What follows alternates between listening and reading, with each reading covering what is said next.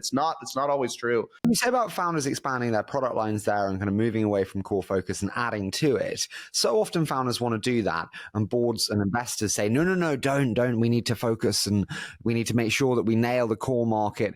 Sometimes they're right, sometimes they're wrong. How do you think about when's the right time to nail the core market versus when's the right time to have the founder aspiration and expand product? Yeah, I've thought about this a lot, at least in B2B. I think it's actually fairly straightforward. It seems complicated. This is like, well, you got to be careful with a lot of knee-jerk VC advice, right? As you approach 10% market share in your core ICP, your core market, you got to expand, because growth, at some level, growth slows as you cross 10% market share. Like, you can't get to 200% market share. Now, here's the thing. Here's the disagreement. Now, going from 10 to 20 may happen relatively quickly. So you'll only see it in some of the metrics.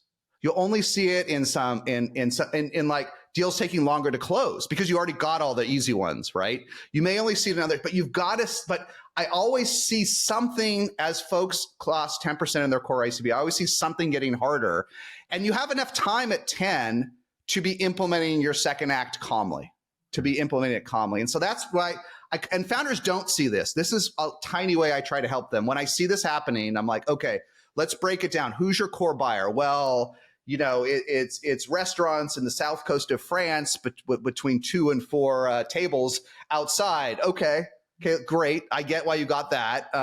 How many of them are there? 3,000. Okay, how many customers do you have? 250. Okay, guys, we actually have a risk that our growth slows in 24 months because we own this market. What are we doing? And there's the Parker Conrads that solved this problem on day 0, right? Albeit with hundreds of millions. But I find more founders these days, it sneaks up on them. They're so focused on the minutia and scaling and building that management team that they don't have that second act as they cross 10% market share. Now, it doesn't always have to be a second product. If it's at the early days, it could just be growing your ICP much broader, right? It could be going more enterprise, might just quadruple your market size right there, right? Going to another country, going to the US. So it's not always second product, but you need another act as you get to 10% market share. Yeah. Right. Okay. Any other big takeaways from Pipedrive?